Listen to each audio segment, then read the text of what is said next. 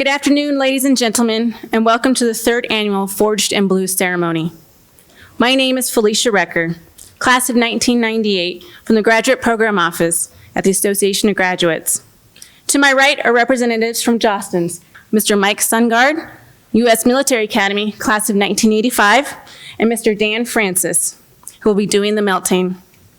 Also with us today are members from the classes of 1959, 1960, 1971, 1972, and 1973. Today you will witness the Forged in Blue ceremony, formalizing the continuation of the long blue line. Previous graduates will generously donate their own Air Force Academy class rings, symbolizing the unbroken bond shared by Academy graduates. Their rings will be melted. From them, 2 gold ingots will be created. One becomes a forever ingot for next year's Forged in Blue. And the other goes back with Jostens and becomes part of the production for the class of 2022 rings, thus continuing the long blue line. In today's melt, there will be the donated rings along with last year's forever ingot. The forever ingot is remnant from previous year's Forged in Blue ceremonies. The following individuals have donated their rings to today's melt. Dr. Curtis G. Cook, class of 1959. Retired Colonel Lee H. Hunt, Jr., class of 1959. Dr. David J. Reed, class of 1960. Retired Captain James E. O'Day, class of 1971. Retired Lieutenant Colonel Biagio E. Conestrasi, class of 1972. And retired Major General Richard L. Comer, class of 1973. I would now like to introduce Lieutenant General Mike Gould, United States Air Force retired, class of 1976, and CEO of the Association of Graduates and Air Force Academy Foundation. Thank you, Felicia, and thanks to our friends from Jostens. We're really pleased to have this partnership with you. I just want to say welcome to all of you. This is a really neat ceremony that Marty's going to tell you a little bit more about, but it is a tradition now that we're starting, and it's going to move everybody in here. We're fortunate to have our 20th superintendent in the home stretch of his reign, Lieutenant General Jay Silveria, our Dean of Faculty, I just promoted you, Brigadier General Linnell Latendra, and Colonel Clarence Cool Hand Lukes from the Vice Commandant. And I'd also like to welcome our partners down the hall with the Falcon Foundation, Lieutenant General Jay Kelly, who is about to hand over the reins to General Retired Steve Lorenz. Welcome all, and please now give Marty Marcolongo, the president of the AOG, your attention. Thanks, Marty. Well, good afternoon, everyone. General Gould came to me 15 minutes ago and said, please talk a little bit about the Forged in Blue ceremony. Thank you, General Gould. But what I did is I had sent him the video from last year so he could get a feel for what it was all about, just as a refresher. And I remember getting up there and I watched, and it was about maybe a minute and 15 seconds I spoke. And I thought, well, rather than go through the same minute and 15, I would just capture what I consider to be the essence of what it means to me and to you for this ceremony. This is not about the AOG, it's about the Academy family. It came about by people giving of themselves to other people. Today you'll hear about, and some of you will be participating in, a true act of service, a personal act of sacrifice. That's what the Academy family is all about. And as you listen and witness something today, you'll remember this and step back and say, for the rest of your lives, I was a part of something special. That sums it up. The Academy family giving to the next generation with a personal sacrifice from something that is near and dear to their hearts. I think that sums it up. Now I'm going to introduce General Silveria for a couple remarks. General.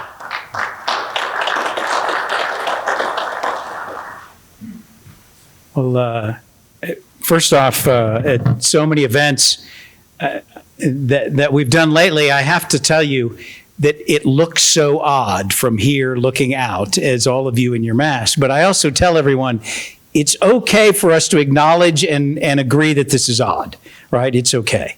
But it also doesn't make things like this any less important just because we're wearing a mask and sitting apart and bumping elbows. And something like this is just exceptionally important to our academy and really to our Long Blue Line. Let me thank Mike and Marty for the AOG, for the foundation, for your support for this, and for all of it's.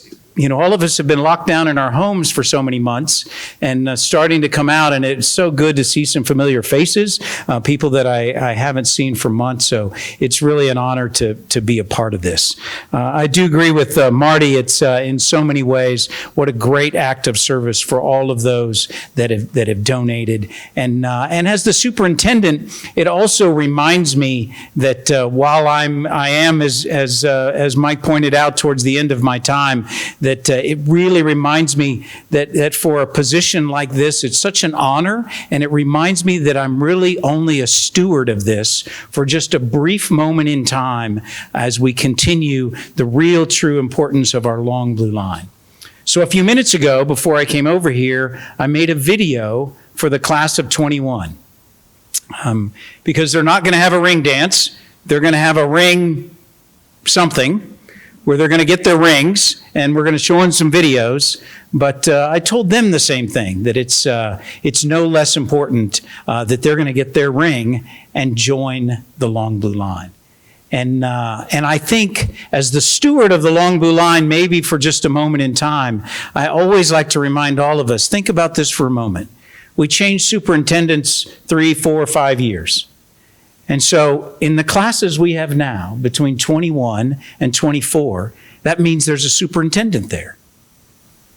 In those 4 years, one of those is a superintendent. That superintendent's going to take over somewhere in the early 2050s. And they will have those classes in front of them, and they will look out, and they will have the superintendent that will take over around 2080. It took me a little while to do the math to figure all that out. But the Long Blue Line and how important that is just symbolized in this act of service by so many. So thank you very much. A true, sincere thanks to all of those that donated their rings. Thank you to the AOG and to the foundation for supporting this. And I look forward to the opportunity for my class in the years to come to be part of this. So thank you very much.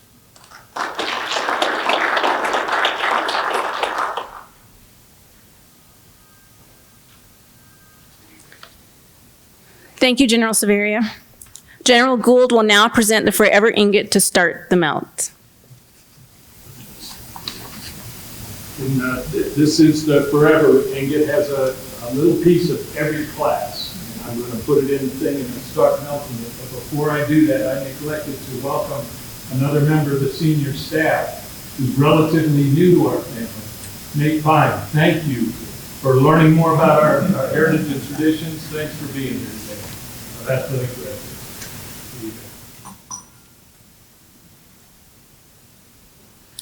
I now invite Dr. Curtis G. Cook, class of 1959, to present his ring and say a few words.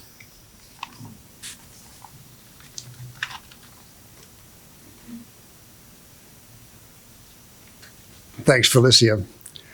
General Severia, you may have been only the steward for the moment, but count me among the people who thinks we were extraordinarily fortunate to have you here at this time.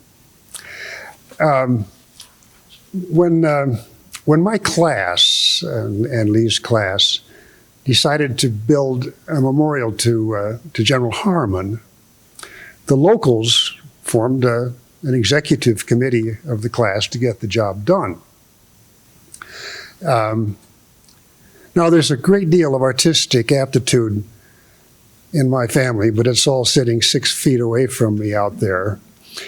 So the art of that memorial was not my beat. My beat was getting to know Harmon. So I was hanging out on the 6th floor of the library up here in the archives at the same time as Harmon's biography, Phil Meilinger. going through the same stuff. Now, that may not sound very exciting, but you never know what you'll come across.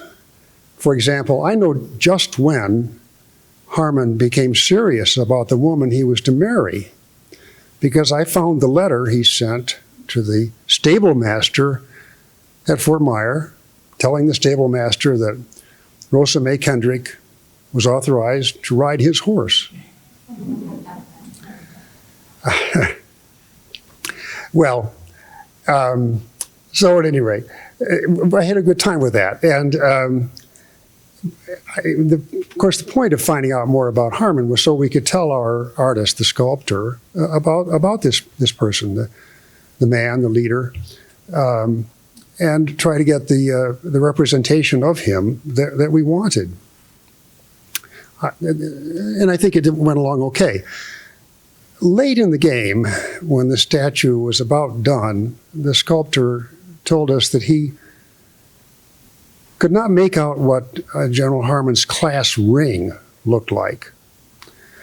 40 years of wear had left it as a sort of a yellow blob on his finger. And the sculptor was hoping to see what it had looked like before. We have the class ring up here in the archives. I'll make the long story short. What I finally found out was that General Harmon had designed his own class ring. It was unique. And trying to figure out what it had looked like was a fool's errand. So if you look carefully at the statue up there, you will find that the ring is a yellow blob on General Harmon's finger. Where do we go with this as I conclude? One of the great advantages of this academy is that we're young, and we still are. We're youthful, and we're, as befits people who are young, we're willing to take chances. We're willing to try, fail, endure the failure, move on. And that is that's one of the properties of this academy. You see, being in the archives and researching Harmon, whom of course I served under, told me that the past for this academy is not history; it's yesterday, and it's what makes us unique. And it's a property that I hope that we all who are associated with the Academy can preserve for a long time. So thanks for listening to me. And as soon as I finish with my ring over here, I think I turn the podium over to Felicia. Thank you.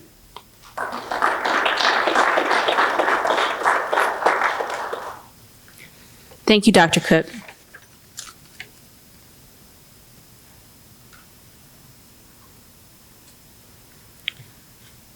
Colonel Lee H. Hunt, Jr., United States Air Force retired, class of 1959. Sir, please come forward to present your ring and say a few words.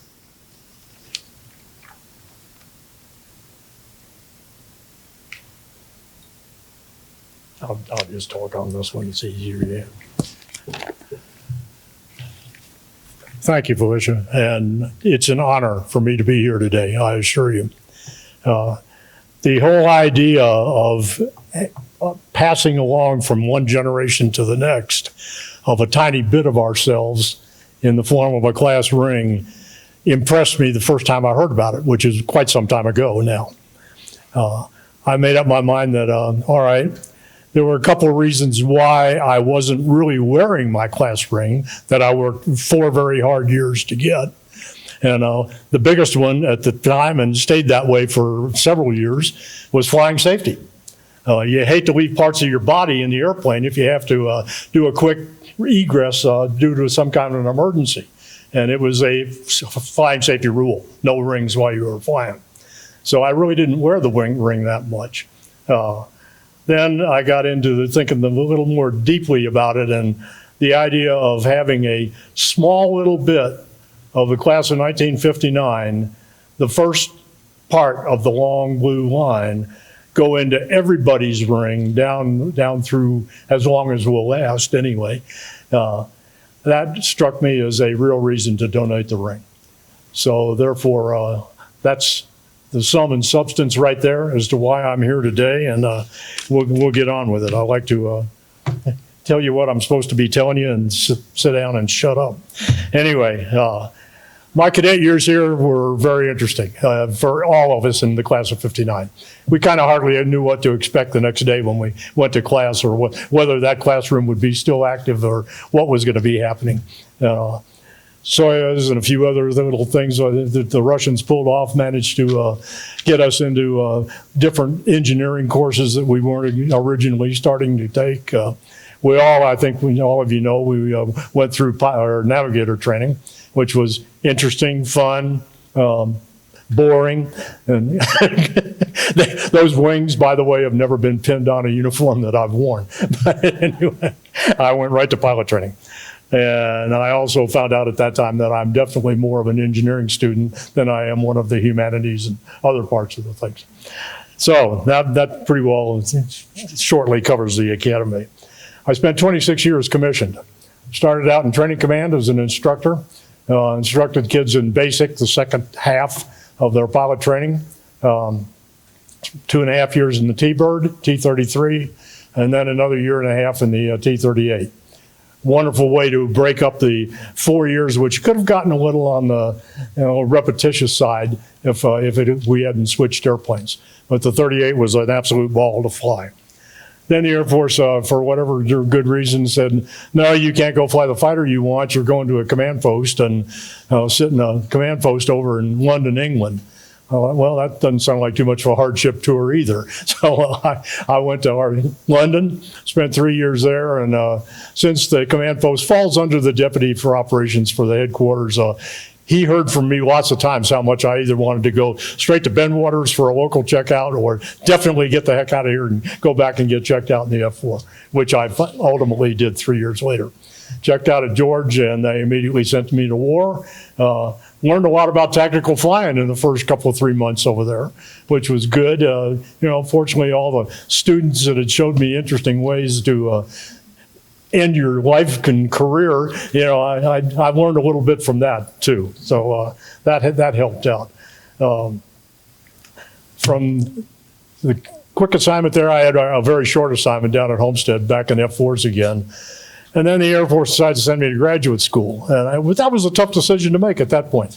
I was right at the point where I was about to make, in fact, I had made major over in Vietnam, an opportunity to work my way up the hierarchy in a squadron command situation. And my next door neighbor happened to be the ADO, and he wanted an exec. And told me he wanted me for his exec. But we also looked at what was going on promotion-wise, and advanced degrees seemed to be kind of necessary to make the next jump. So off the Air Force sent me to Southern Methodist in Dallas, another hardship tour. While I was there, I got told near the end of the school year that I was going to be going to ROTC as an instructor in ROTC. Well, at that point, ROTC did not seem to be the fastest career progression line that I could see. So it's the only time I ever actually worked an assignment, and it was very interesting the way things worked. A roommate of mine by the name of Michael P.C. Carnes, who happened to be the aide to the chief of staff when I first ran into him at the Pentagon. Anyway, I called him up and I said, Mike, I've talked to the guy and rated assignments down at MPC. He says, the only way you can get out of it is go to the Pentagon. And so I asked him if he knew of a good job. Well, Mike had just come out of a very neat little branch in plans that looked at the long-range expansion of the Air Force. We were the ones that provided the input to the Joint Chiefs for the Joint Strategic Objectives Plan, which looked out 10 to 15 years ahead. You didn't get into that branch unless somebody knew you and recommended you. Well, Mike was a very good starter. The chief of plans at that point was an AOC during our first 4 years, and the chief of the shoot, what am I trying to come up with here?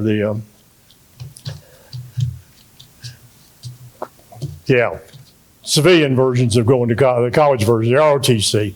It was he had been there as our deputy commandant of cadets, gentleman by the name of Bent Wing Ben. And he's pretty famous, so I think most of you know him. Anyway, everybody got together and decided, okay, I can go to the Pentagon, which sounded like a nice deal, and it was. It was a terrific job. Worked with great people. It was really exciting to know that I was having something to do with what I was going to get back into the Air Force and maybe see. And unfortunately, I guess I did it too darn well, because the guy that was the head planner or chief planner for the Air Force at that time, for the Air Staff, said, Hunt, you need to go down to the Joint Staff and do the same stuff down there. So 3 years to the day I finished up my headquarters USAF tour, I started 3 years of OJCS down 3 floors in the Pentagon. Again, a good job. Now I was actually writing the book that we had for our long-range plan, and for all 4 Air Forces at that point. That turned out well. As a little present at the end of that tour, they said, okay, you can go to senior service school now, and we're going to send you to the toughest one we can find, called the NATO Defense College in Rome. And that was 6 months of a wonderful experience, working with the officers of all the services of almost all the countries of NATO. There were a few that didn't send their folks there, but almost everybody else. From there, 6 months later, I went to headquarters Allied Air Forces, Central Europe, up at Ramstein, Germany. And I bet you that since that was the NATO headquarters, I worked with people that had just been classmates almost weekly for the next 2 years.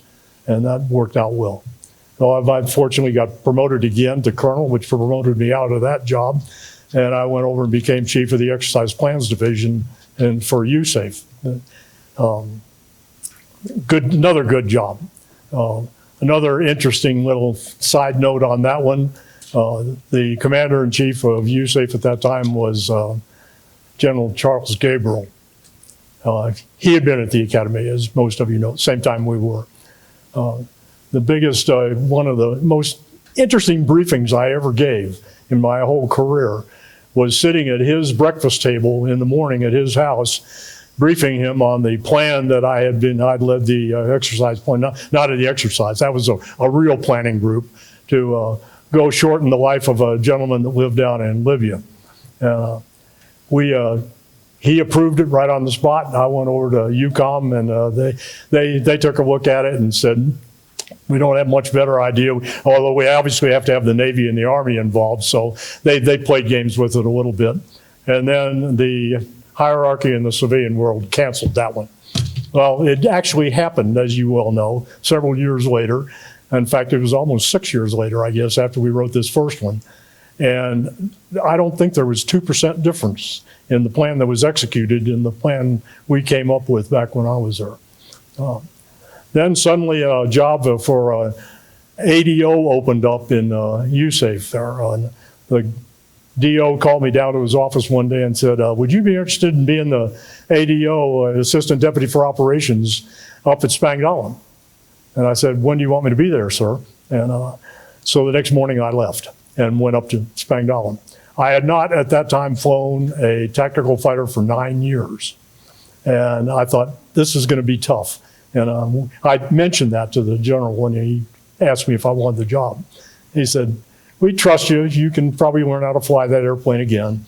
Well, I went now into the newest and latest and greatest of all the F-4s that we had, the F-4E with all digital avionics and everything.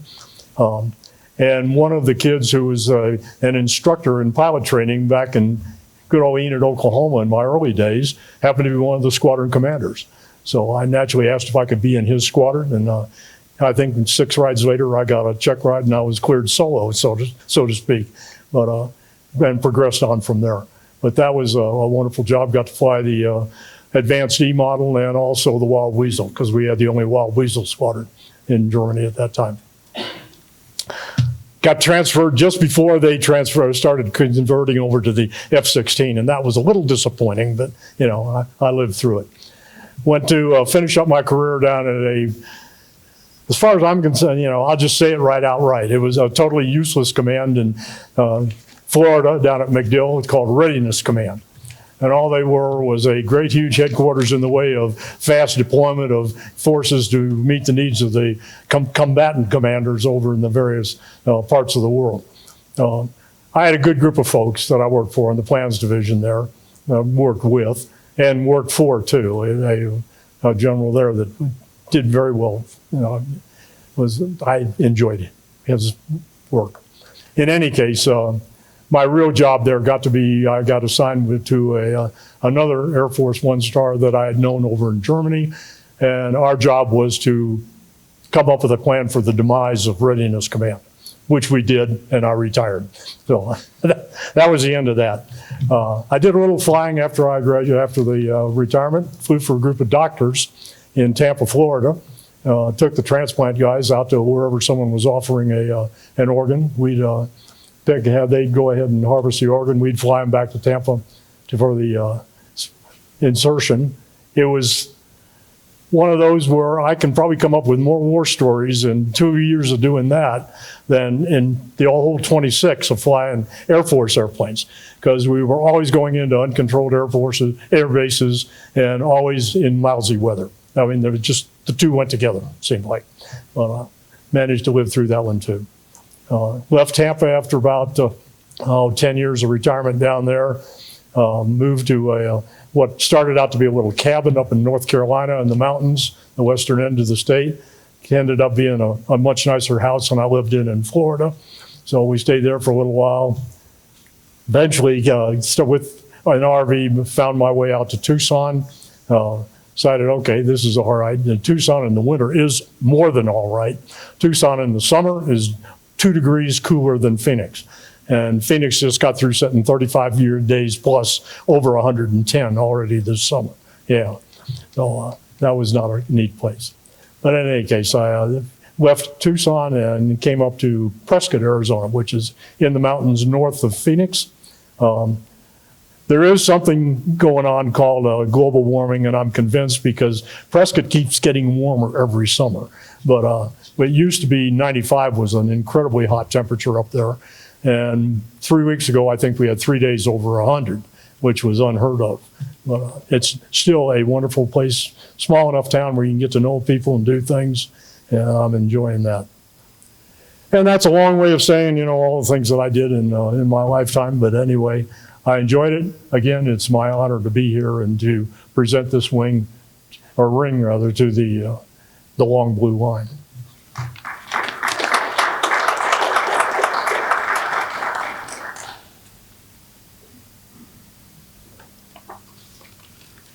Thank you very much, Colonel Hunt.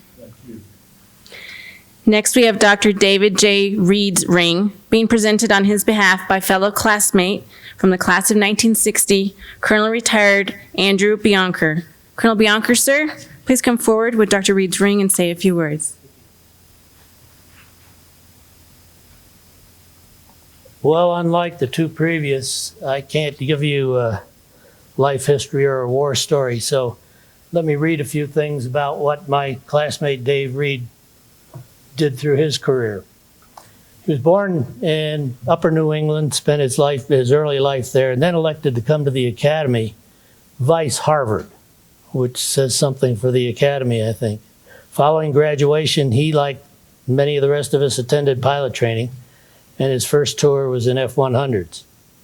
After about 7 years, he surrendered to a lifelong desire for a medical career. He resigned from the Air Force to attend the University of Nebraska Med School. He worked his way through med school with the GI Bill and a tour with the Nebraska ANG, Air National Guard. During med school, he spent a semester in New Zealand and Australia.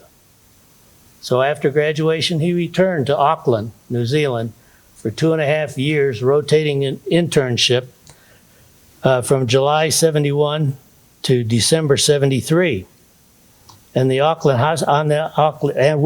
Auckland Hospital Board, followed by a 4-year anesthesia residence from January 74 to December 77, including 6 months in intensive care and then 6 months of private practice with friends in Sydney, Australia. In June 1978, he returned to Colorado and spent a year teaching at the University of Colorado as an assistant professor of anesthesiology. Personal involvement in malpractice cases at that time led him to realize that there are significant opportunities, and Skip will get a kick out of this, for a physician with a broad range of medical knowledge as a trial attorney. With this goal in mind, the University of Denver Law School graduated him in December of '89, and he was admitted to the Colorado Bar in May of 1990. As a member of a prominent Denver law firm, he was involved with medical malpractice and personal injury until September of '91. During this time, he continued to staff at Denver General Hospital with a 40-hour work week. He returned to a part-time private practice of anesthesia, allowing his law license to lapse as he was not using it in the private medical practice. His interests span a wide range, from multiple outdoor sports to opera. He is fluent in French, German, claims to have a passable knowledge of Spanish and Italian. And until 2001, for 20 years, he was the director of the Loveland Doctor Ski Patrol. While living in Boulder, where he now lives, for the past 35 years, he and his wife have spent 6 months each year sailing in New Zealand. Well, just recently he sold the sailboat, but still flies gliders over the Rockies. For 20 years, he has professionally evaluated medical malpractice for merit for attorneys throughout the United States. He says he finds the work to be ethically satisfying as well as academically challenging. And that's basically what he's doing now. And as far as I am the president of the class, and he is an honored classmate who, by all definitions, has led an uncommon and very interesting life. I don't know his reason to donate this ring at this time, but he is close to fulfilling a fairy tale. Doctor, lawyer, maybe next Indian chief. Thank you.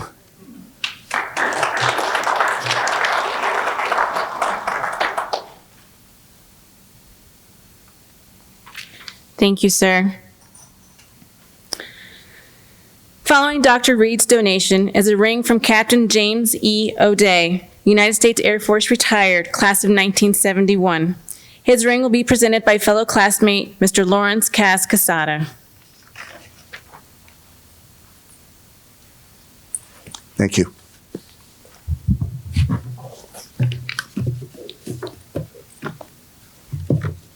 General Severia, General Gould, distinguished guests, ladies and gentlemen, members of the Cadet Wing, and especially the class of 2022. It's indeed my honor, privilege to be able to represent the class of 1971, the 13th graduating class from the Academy, and donating the ring that was donated by my classmate, James O'Day. And I'll tell you a little bit more about him later. First of all, though, to understand what motivates a person and why they want to come here, why they want to get to the Air Force, why they want to do what they want to do, helps to know a little bit about the culture and the background that they grew up in. We were part of the baby boom generation. We're all born a few years after World War II ended. And actually the years of 48, 49, when most of us were born, that was during the Berlin airlift. Of course, we're too young to remember that, but we heard about it. We learned about it. We grew up in the 50s. That was an early rock and roll era. People like Elvis Presley, Buddy Holly, Everly Brothers, and so on. They were our influence then. Also during that time, there was the Cold War. The United States and Russia were adversaries, and we had a nuclear threat to annihilate each other and the whole world. Went on constantly, and the Air Force was on 24-hour alert at that time. Also in the 50s, October 1957, the first satellite was launched into space by the Russians. And that began the space race, which continued on through the 60s and so on. 1960s was when most of us were in middle school or in high school. The space race was going very strong then with the Mercury project, the Gemini, and the Apollo. Then in 1962, we had another potential crisis, and that was the Cuban Missile Crisis in October of '62. Fortunately, it ended peacefully, but things were pretty tense for a while. And in 1963, November 22nd, we had the assassination of John F. Kennedy. 1964, most of us were like freshmen in high school then, was the British invasion with the Beatles coming over and a bunch of other rock groups. And that was our motivation then. But it was also a time of unrest and civil unrest, a lot of segregation problems, integration problems, race riots going on, and protest. And also the Vietnam War, which had started in 1955, but we got involved in the United States with it in around 1964. We got heavily involved. And they continued on to 1975. So the whole time that our class was in high school and in college at the academy, the Vietnam War was going on. Our cadet years, the baby boomer generation, we didn't have any cell phones. We didn't have any personal computers. We didn't have electronic calculators. We didn't have the internet. So things were a little bit different back then. Wasn't quite the same as the decade before us, the previous speakers mentioned, but that was where we were. We had 1,037 cadet appointees started school here on the 26th of June in 1967. And we graduated with a little under 700, about 692 graduated on the 9th of June in '71. The most significant thing for me, and probably for most of our classmates, was our commandant that we had. In December of our Dooley year, 1967, Robin Olds, a fighter pilot, came. And he was so motivational, inspired us all to want to be the best we could be and do whatever we could to achieve the goals of the Air Force. 1968, right at the end of our Dooley year, on May 31st, they dedicated the F-105 on the Terrazzo. And most of you probably know that there was a flyover of F-105s. I had a pretty good viewing point for where I was standing in the 24th Squadron as a freshman then. And they did a 4-ship passover. They turned around, made another pass, one at a time. Supersonic, very low altitude. Blew out all the windows in Mitchell Hall, blew out most of the windows in Vandenberg Hall, and it was just awesome.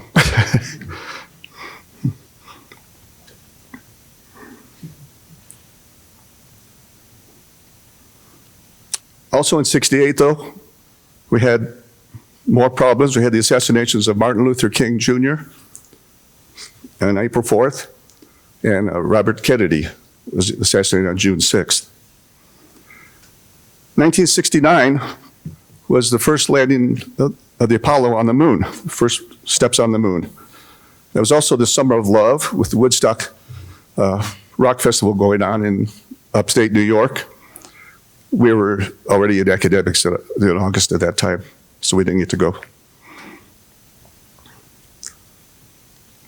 1970, there was a protest movement at Kent State University, and the Ohio National Guard was called out to quell that riot, and 4 students got killed, and 9 others were wounded on May 4th, 1970. That summer in 1970, I don't know how he did it, but somehow Robin Olds, our commandant, was able to get permission to let a certain number of first-class cadets go on Operation Third Lieutenant, which is similar to what Operation Air Force is today, I believe. But we got to go to Southeast Asia, to the combat zone.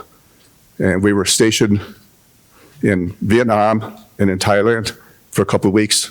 Personally, I was at Ubon with the 497th Attack Fighter Squadron, and that was really inspirational, seeing the Air Force in action in a war situation.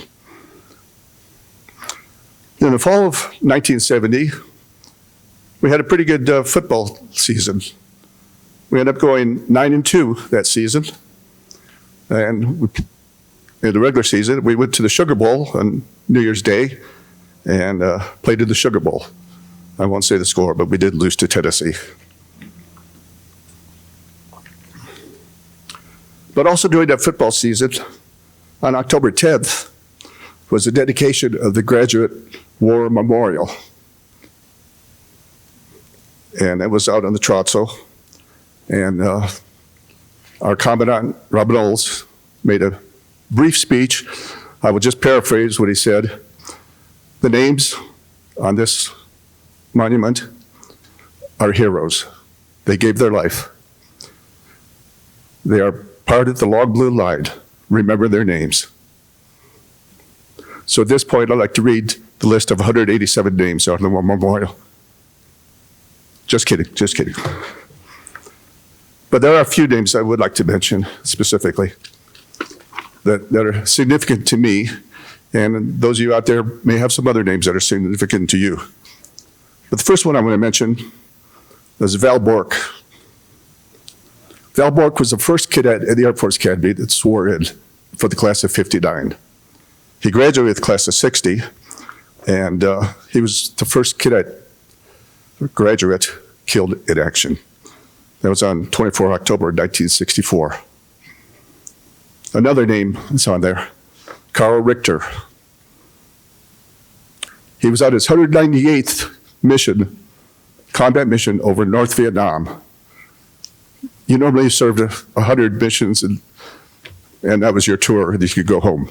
He chose to stay on for his second tour. He was shot down on 28 July 1967. That was when we were in basic cadet training, our class. A little bit later, 22 January 1968, was when Lance Saigon was killed, and I'm sure you're all familiar with the story of Lance Saigon. There are a few others that you may not be familiar with. Mark A. Peterson. He was a classmate of mine, class 71. He was a forward air controller flying OV-10s. He was shot down on 27 January 1973. The Vietnam War combat in country officially ended on 28 January, the next day. So the last day of the war, we lost a friend. In June of 73, another classmate of mine flying OV-10s out of Thailand, Dick Gray, Richard T. Gray, was killed. And then finally, James G. Kays, on 13 May 1975, my classmate, along with the class of 72 member, Lawrence Froelich. They were both killed in a helicopter accident, had a mechanical failure in Thailand, just a little ways after taking off from Nakhon Phanom. Those two were the last graduates that were killed in the Southeast Asia conflict. They were there involved, they were part of the Mayaguez incident. Some of you may remember the Mayaguez. It was a cargo ship, a merchant ship that was traveling off the coast of Cambodia, and don't really know what the cargo is. It's probably classified, won't be able to know, but it may have come from Saigon. The fall of Saigon was less than 2 weeks before that. Fall of Saigon was the end of April, and this was on May 12th through 15th. It was a Mayaguez incident. During that, my classmate, Donald R. Backlund, received the Air Force Cross for heroism in flying his HH-53 helicopter under very difficult conditions and under fire.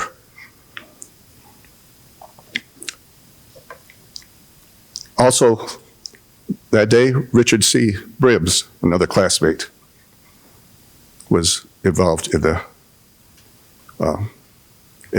Mayaguez incident, and he too received the Air Force Cross. Now, unfortunately, both of those classmates have since deceased, coincidentally, in aircraft accidents. We lost Donald Backlund on 29th of August of '79, and we lost Dick Bribbs on the 21st of May of 1986. Also for the Mayaguez incident, though, we had a Jabara Award for airmanship, which was presented in 1975 to my classmate Donald R. Backlund, who was the aircraft commander of the helicopter, the HH-53. And with him was Ronald T. Rand, another classmate who was not a pilot. He was a combat photographer, and he was going along in the mission, but he did a lot of defensive work and helped with the rescue, the evacuation of the Marines to get them off the island, Cambodia.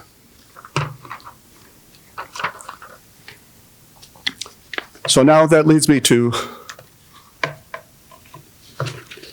my classmate, Dick Bribbs. I'm sorry, James O'Day. James A. O'Day, Jim. I bring his picture because he's better looking than I am, he's smarter than I am, and he regrets that he could not be here today, but he lives in Fairfax, Virginia, and could not make the travel.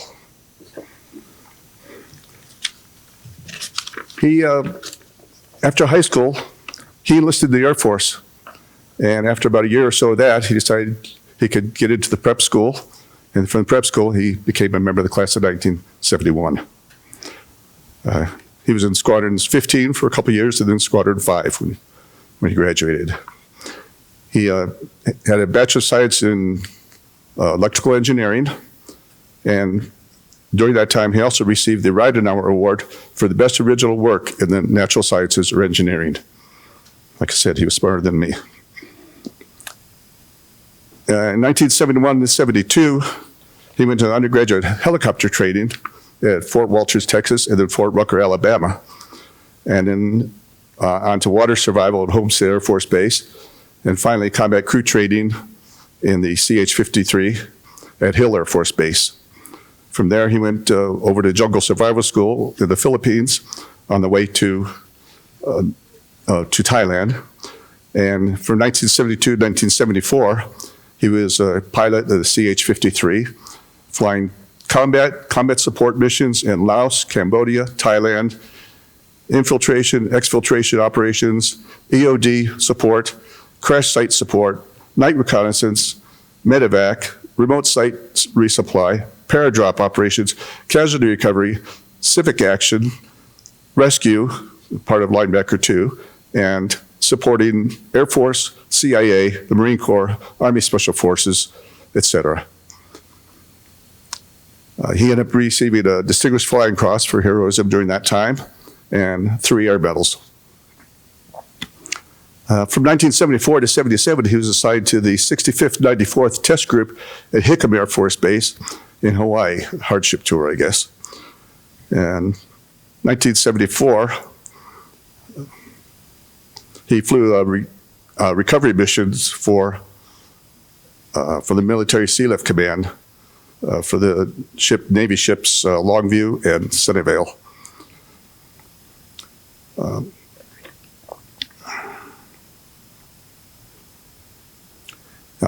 Also during that time period, he was a recovery aircraft commander in surface recovery branch flying the HH-53C, doing long distance over water, 1,500 plus miles operations, recovering KH-9 satellite reconnaissance capsules as part of the Hexagon program.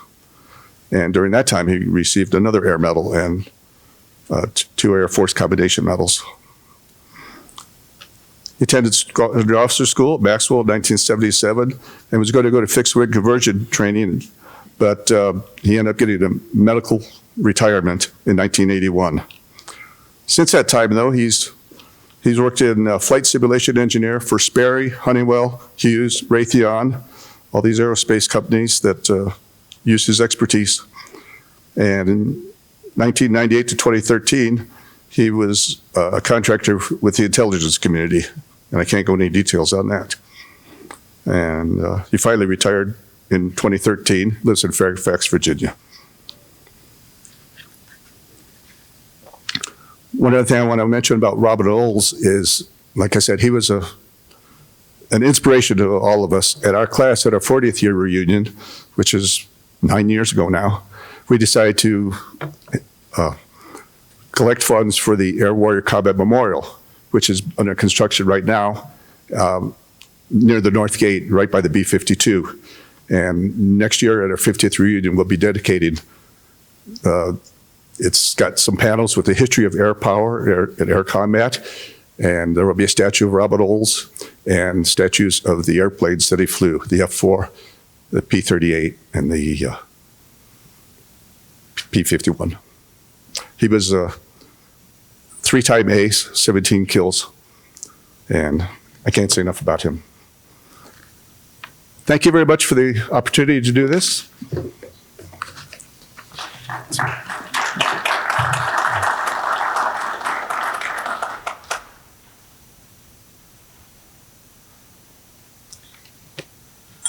Thank you very much, sir.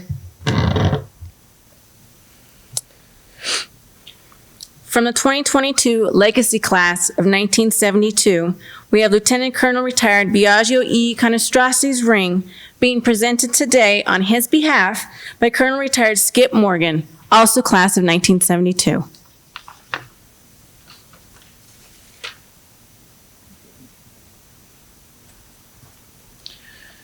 Thank you, Felicia. General Lorenz, General Gould, General Silveria, General Latender, distinguished guests.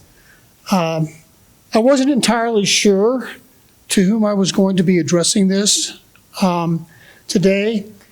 I know that this ingot is going to go into the class of 2022's ring.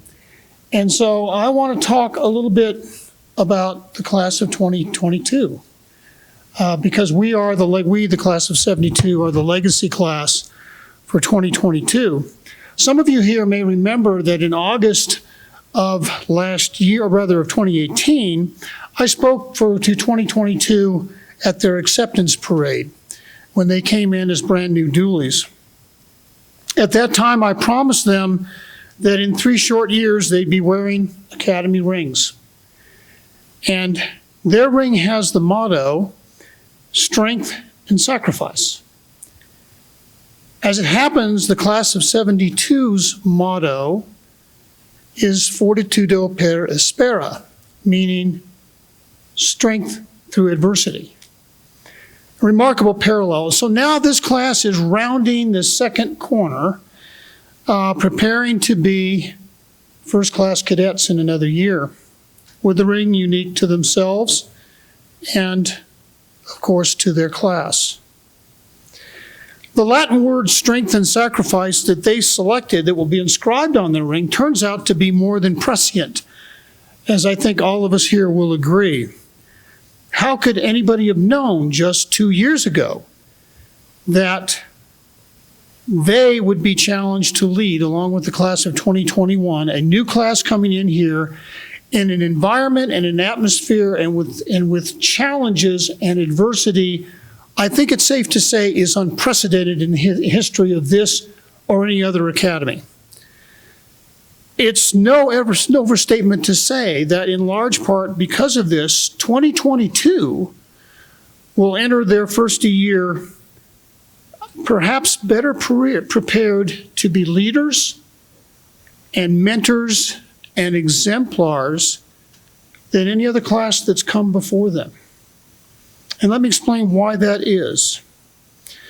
I have a personal confession to make at this point, and I have a feeling that if you will, some of you grads will search deep inside of you, you may join me in this. The shameful secret of some of us old timers is that we didn't really learn how to lead very well.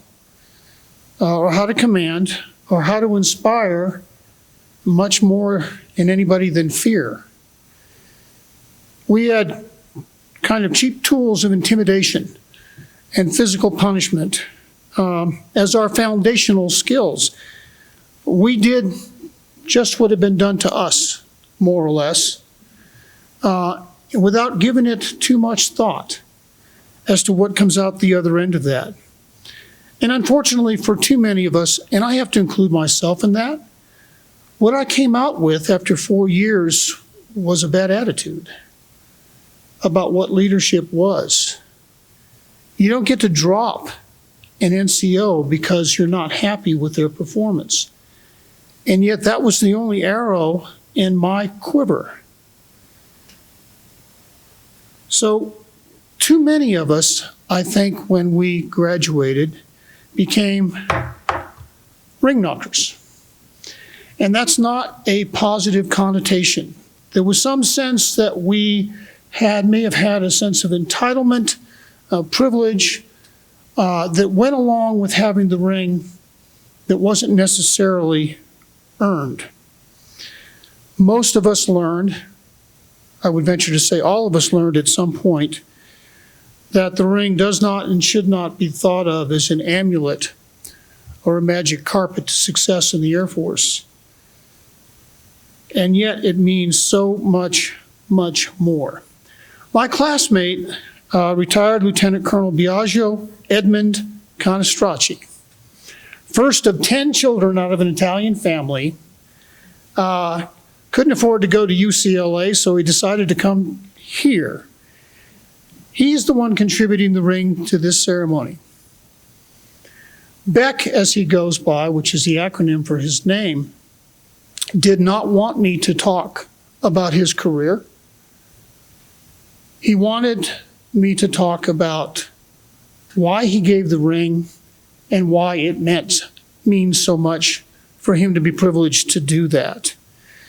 Because I asked him and I spoke with him, and I have to confess I did not know him particularly well when we were at the academy. We were never in the same squadron together.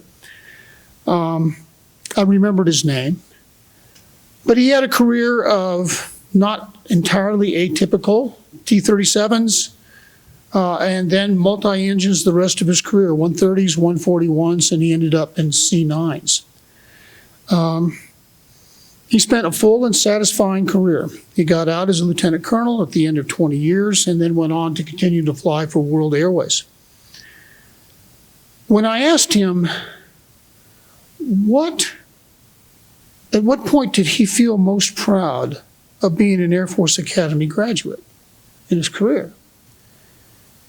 And he replied that he was the chief of a maintenance squadron as a major and had learned by that time that the senior NCO in charge of maintenance, as long as you do what he tells you to do, you'll be just fine. And apparently at some point he learned that Beck was an Academy graduate and said to him incredulously, "I can't believe you're an Academy graduate."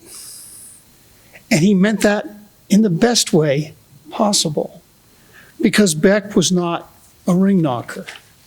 And he said that made him proud, because he was an officer who had quietly used his training, his education, the leadership which he had learned here to make himself a better officer and a leader, and not a ring knocker.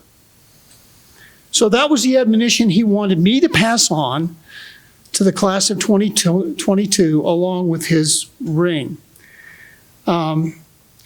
Because what will matter ultimately in 2022's career was the experience that they will have with their fellow cadets in an atmosphere of honor, trust, and professional kinship. That's what it means to be an Academy graduate. It means having lived a life of honor and a life of service that you learn here as you do, I think, nowhere else.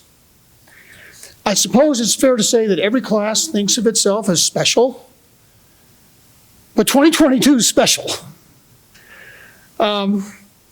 Many of them had defined, and true confessions here, my son is class of 2021, squadron commander now, and he was on the cadre for BCT.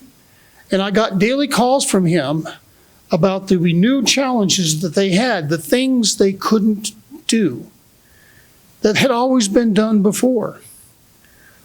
But I will tell you that as time went by, 21 and 22 learned innovative ways of teaching, educating, mentoring, guiding new cadets that I think left them better prepared to be cadets, them being the basics, and gave far more leadership training and understanding and wisdom to their upperclassmen. I didn't leave here with that, but I think these classes will. Forever after this, they're going to be asked, you were the COVID class. What was it like bringing in basics and dualies when you couldn't do some of the things that we did in the past? And they'll answer that it was a challenge. We had to be creative. We had to figure out new ways of leadership. But I can tell you my son Harley said this, I'm proud of the kids that I brought into my squadron. We made it hard. We made it meaningful. So I asked the class of 2022 2 years ago on the parade field, I used the example of Saving Private Ryan. It's a very, I think, meaningful thing to have a great gift given to you and then to earn it and to pay it back. And I challenged them, having been appointed to be cadets at the Air Force Academy, to earn it. So our prayer here, Dex and mine and my class, is that 2022 earned this ring, that they wear it with pride, that they remember always the privilege and the honor that it is to be a graduate of the United States Air Force Academy, and that they conduct themselves with honor and integrity and humility in such a way as to do this institution proud. And I'm very confident that they will.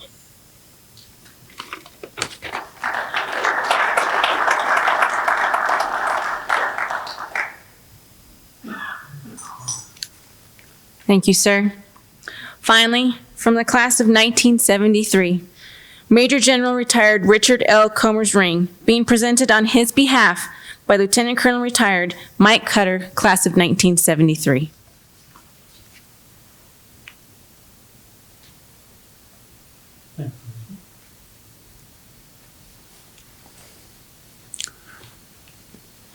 So I was, when Felicia sent out the invitation and all, said, you'll be last because you're the youngest class. I thought, youngest class?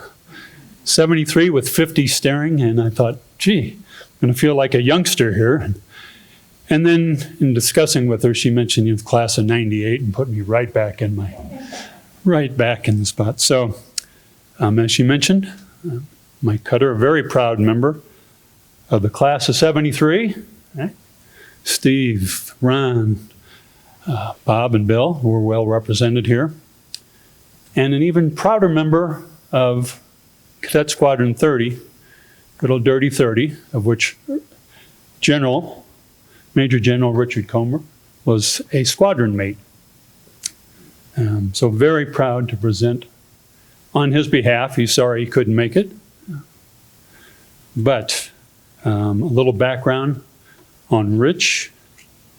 Born in North Carolina and grew up in a family without any college graduates. So he applied to the academy as a dream, he said, and never thought he would make it, but as Cass talked about, the time and the background during Vietnam and so forth, there was only three others who applied, and he was the only one pilot qualified. So, and you'll see more humility from Rich as we go along here. But so he said that helped him get in. And as a bit of an aside, it probably helped others of us, and especially those of us who weren't so sharp and didn't get the congressional nomination. So, General Gould, Steve, for the Falcon Foundation, I'm a proud recipient of a scholarship to Millard. And more importantly, the politics to get me into the academy, which there probably wouldn't have been any other way I would have gotten in. So 20 wonderful years in the Air Force I owe to the Falcon Foundation, so keep up your good work for the future kids who are benefactors of that. It's incredible. So I certainly appreciated it. At times I wondered, but yeah. In afterthought, I certainly did appreciate it. But back to the important part, back to Rich. So he got into the academy, and he said he took a few math courses and realized he was not going to be an engineer.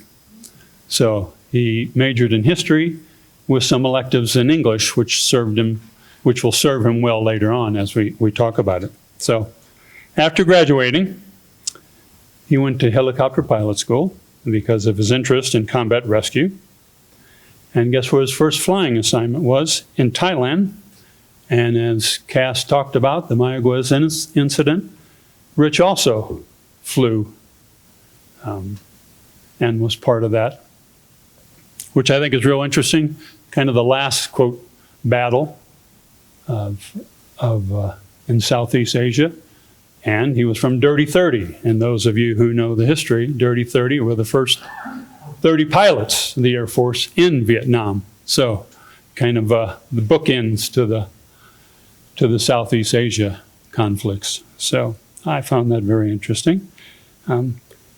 After that, he continued flying in Germany and in New Mexico. And in late 1980, the English department hired him to teach. They sent him on to grad school at North Carolina, University of Northern Carolina, and then he came back and taught English. So the English came back for him. And he taught there until 86. And then he went back and returned to flying helicopters, a special ops pilot, lots of night vision goggle, flying. And here I like how his humility again surfaces. He said, helicopters was not the greatest career field at the time, and most of my contemporaries had left helicopters or left the Air Force altogether. So as a result, there were few lieutenant colonels flying the MH-53, the good old Super Jolly Green payload helicopter. And so as a result, he became a squadron commander for the 20th SOS, Special Operations Squadron. So he didn't put in there that, yeah, he made major and lieutenant colonel below the zone, which kind of helped too, I think. But anyway, again, with his humility. And from the 20th SOS, also more combat, they flew missions across the border into Iraq at the beginning of the first Gulf War.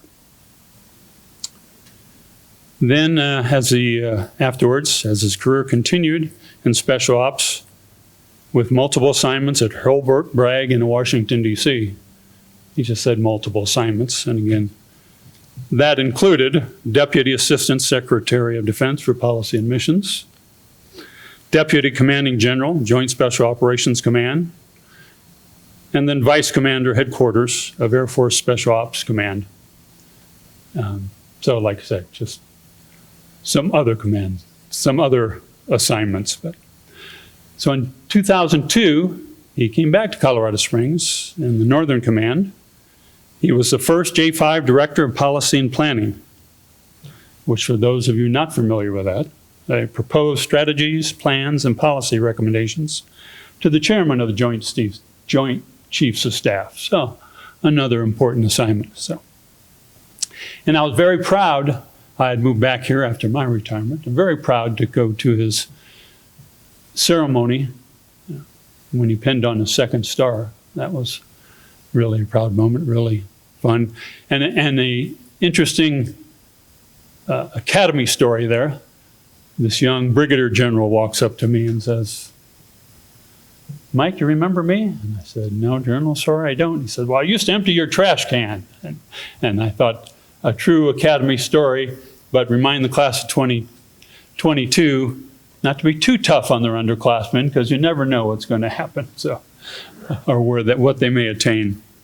But I found that an interesting and only an academy story. And then after leaving here, he went, his last assignment was U.S. Central Command as a director of the Coalition Coordination Center. And he said he thought his job was getting commitments from coalition troops for Afghanistan and Iraq. So again, and so he retired at that. After retiring, he became part-time consultant to several aerospace companies. And today sits on the board of the Air Commando Association. I like how he says he sits on the board. He's the director. But again, his humility. The quiet guys, often do well. And I think just as importantly, on the board of a nonprofit charity benefiting the disabled community. Very proud of Rich and his careers and his career, but just as proud he has an autistic daughter, and to see him with his daughter and friends is really something special. So I said, okay, Rich, or Ricky Lee, you like that, a nickname? Who calls a Major General Ricky Lee? But it's kind of nice and part of knowing the squadron mates. So why donate the ring? And he just said it, talked about flying and not wearing it. He said after 3 months in the academy, he never wore the ring. So he's proud to contribute it. And he said, and what to pass on to the class of 22, I'm happy and proud to think that my ring is a part of the class of 2022's future, and that it symbolizes my desire to be there in some way, connected to them as they live their careers. So Rich's career is certainly something they can pattern themselves after. And so he's very proud to give it. And they asked Felicia asked or sent out some of your memories of it. And by the way, speaking of Felicia, thank you so much for organizing this. It's a really nice ceremony. Thank you for that. But you mentioned some of the memories, the most memorable memories, and I think is the relationships with your classmates and your squadron mates. We just lost our second squadron mate just a month ago. And before he passed, brings it back brings back old memories, doesn't it? So, and in the Zoom culture and so forth, while I was fighting cancer, we got together and we met on Zoom, a lot of the classmates, and rekindled some of those relationships. And you do it at reunions and so forth, but it's something to keep in mind and tell them, keep a hold of those relationships. It's really important and it's really gratifying to reconnect. So I'm proud to present Rich's ring as part of the ceremony.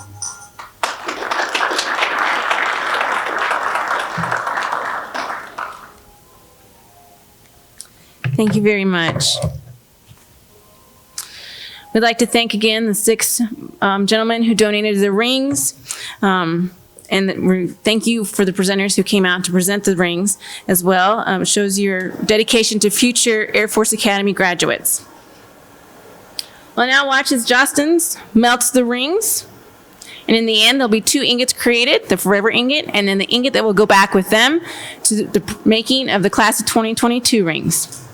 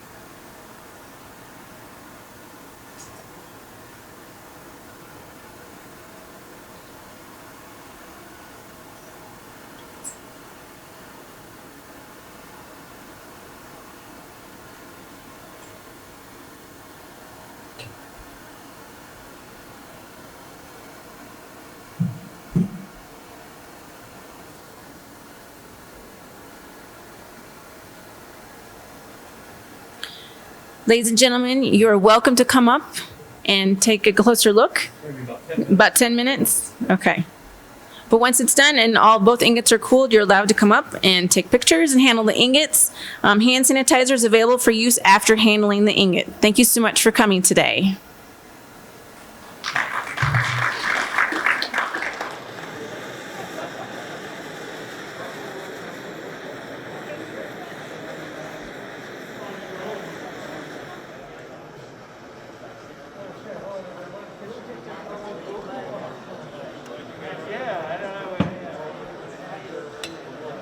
Yeah. 14 pounds, so I did that when teaching classes on it. Okay, classes and stuff.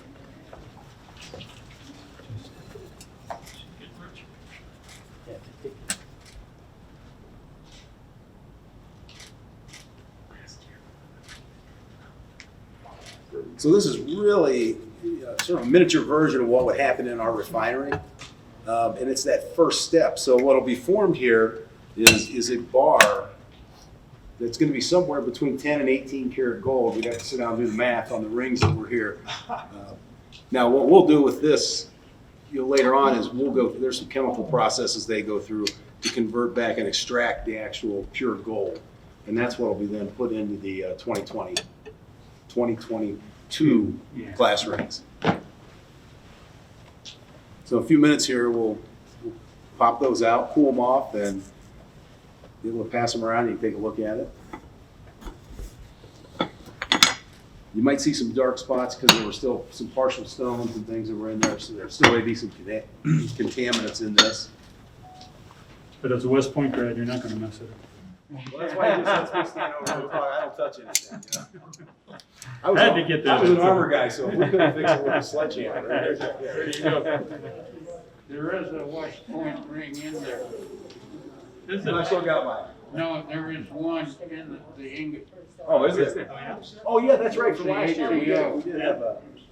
You will get a little good Balfour medal in there too, 59. We can still work through it, though. I understand.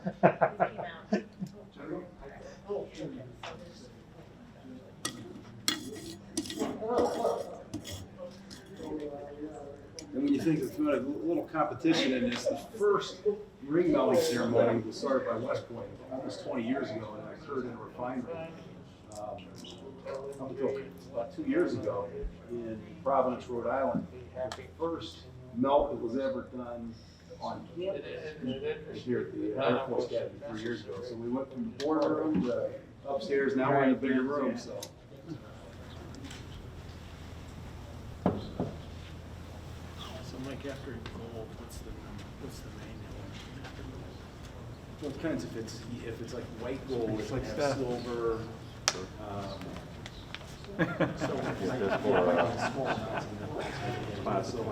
There you go. That's right. Awesome. Yellow gold, then you Kelly get knows what to do with a picture of that. increase the amount of copper in the rose gold. Kelly knows what to do with a picture of that. Dan probably knows about the copper. Thank you. Yeah. That's good. Oh, that second will come out. Somebody. That'll be the one that comes back and the smaller one.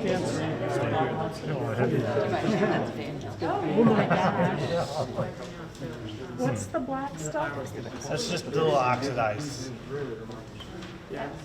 Little soot from something that didn't get burned up before. So one's big and one's little. So that's the 2022 one? That'll stay here, the smallest one. This will go back and that'll be put into the, this is the 2022. That's the forever one. The small one's forever? The forever. Pull that next year. Okay, the large one is what goes into 2022's pool. Yep. Okay. And then next year.